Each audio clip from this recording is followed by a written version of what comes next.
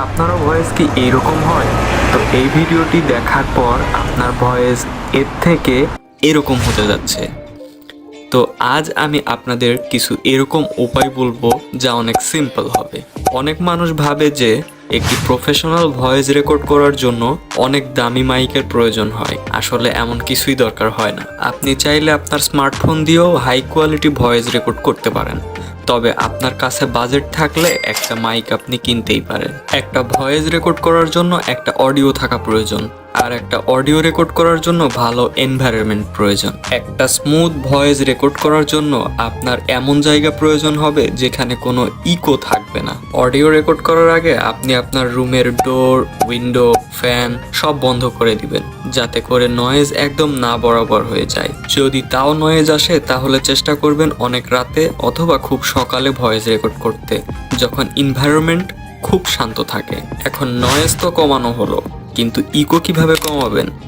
Eco অর্থাৎ প্রতিধ্বনি। আপনারা খেয়াল করে থাকবেন যে কোনো ফাঁকা ঘরে কথা বললে কথার প্রতিধ্বনি শোনা যায়, একে আসলে ইকো বলে। ইকো একেবারে কমানোর জন্য আপনি আপনার রুমে কাপড়, পর্দা, বালিশ, বই ইত্যাদি রাখতে পারেন। এতে করে আপনার সাউন্ড থেকে ইকো অ্যাবজর্ব করে নেবে। তো এত কিছু করার পর এনভায়রনমেন্ট তো সেট হয়ে গেল, এখন ভয়েস রেকর্ড করার পালা। আপনি রেকর্ডিং যেখানেই করেন না কেন অবশ্যই দাঁড়িয়ে করবেন।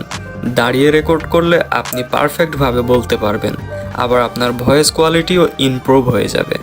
আপনি ফোন কিংবা মাইক যেটা দিয়ে রেকর্ড করছেন সেটা আপনার মুখ থেকে 2 থেকে 3 ইঞ্চি দূরে ধরবেন। আপনি চাইলে একটা ভিডিওর জন্য পার্ট পার্ট করে অনেকগুলো ভাগে ভয়েস রেকর্ড করতে পারেন। এতে করে মাঝে মাঝে ব্রেক নিতে পারবেন অথবা পানি খেতে পারবেন। তো এভাবে রেকর্ড করলেই কি আপনার ভয়েস হাই কোয়ালিটি হয়ে যাবে? The answer is no. Voice ওভারের কিছু নিয়ম আছে, যেমন বুক রিডিংয়ের মতো করে বা খুব ধীরে বা খুব দ্রুত বললে ভিউয়ার্সদের আপনার কথা একদমই ভালো লাগবে না। অনেকটা কাহিনীর মতো করে বলবেন। যদি আপনার সামনে কেউ দাঁড়িয়ে থাকতো তাহলে যেভাবে কথা বলতেন ঠিক সেভাবে বলবেন। এখন আমাদের বাকি আর যা কাজ আছে সেগুলো আমরা এডিটিংয়ের মাধ্যমে করব।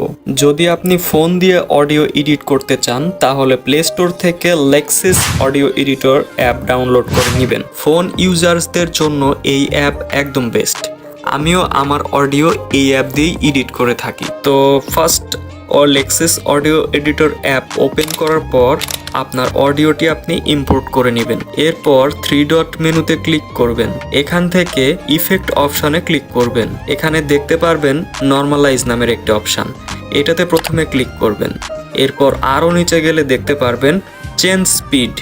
এই চেঞ্জ স্পিড থেকে আপনারা কাস্টমাইজেশন করতে পারেন। আপনার ভয়েস যদি খুব ধীর গতির হয়ে থাকে তাহলে আপনি এখান থেকে আপনার স্পিড বাড়িয়ে নিতে পারেন, অথবা আপনার ভয়েস যদি অনেক দ্রুত হয়ে থাকে তাহলে এখান থেকে আপনার ভয়েসকে স্লো করতে পারেন। এরপর নয়েজ রিডাকশন অপশানে ক্লিক করে আপনারা আপনার ভয়েস থেকে নয়েজকে রিমুভ করতে পারেন।